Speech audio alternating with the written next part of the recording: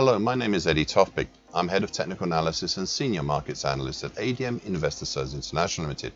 And here's your daily technical analysis of Brent crude oil and spot gold. I'll start with ICE Brent crude oil futures.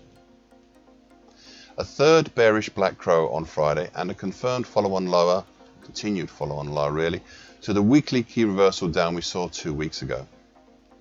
This was also a significant move lower as it pierced the supports of the significant 50% Fibonacci line on November 2020 to March 2022 move at 87.41, as well as the October 2018 high at 86.67, and ended up closing just over the 50% Fibonacci line.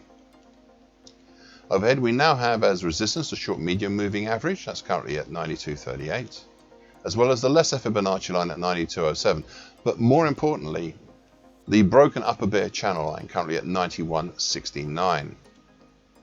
This last one is important, as it seems the market may be trying to repair the damage to this broken bear channel. So, I'd previously spoken a lot about the twin bear channel idea I had for this market.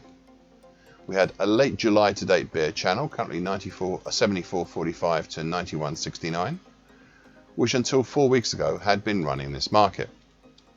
The move up since then and now back down had broken this smaller of the two bear channels. We also still have live a second upper bear channel idea, something I'd often repeated. Both bear channels have the same lower bear channel line, currently at 74.45, originating from early August.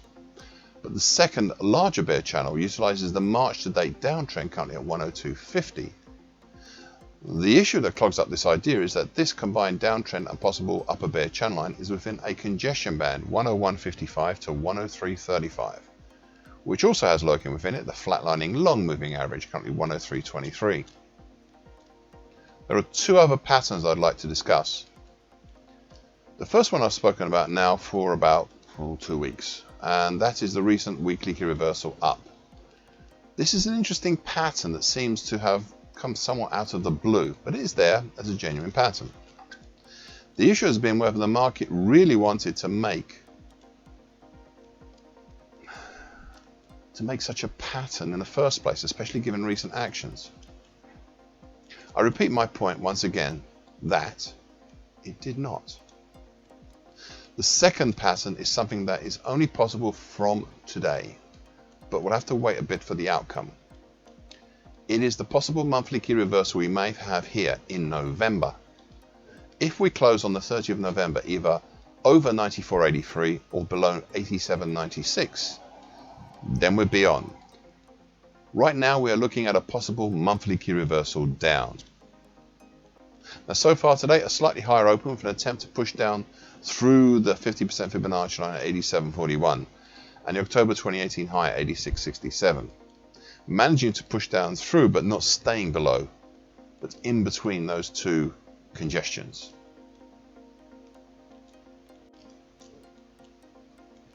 Spot gold. A third bearish black crow on Friday and a continued follow-on to the recent interesting bearish harami. It looks like the overhead congestion, what I'd originally called the overhead formidable congestion band between 1779 to 1788, may have broken the back of the recent rise. It's not certain yet, but it looks like the rising wave may have crested and is perhaps sliding back down.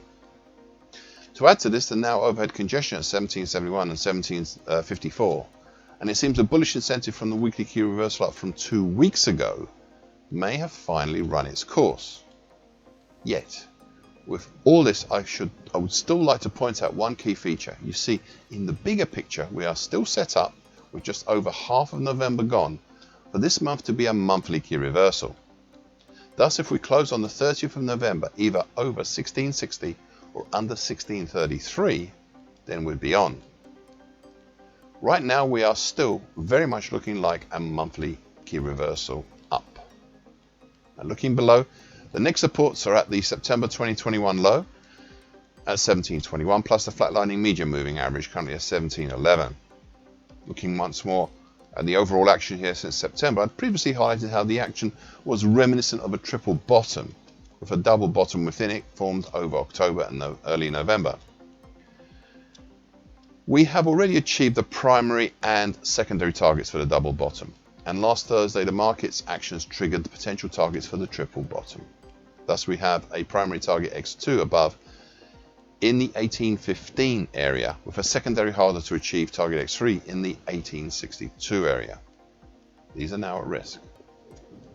So far today, well, slightly higher open and a test up to the congestion at 1754 before a reinvigorated move lower towards the September high at 1735 and the October high at 1729. Thank you for listening. This short version broadcast gives you essential market patterns and consequences. Please be aware of the risk disclaimer posted with this broadcast. Copyright is Tofpik and ADM Investor Services International Limited. And here comes the final bit.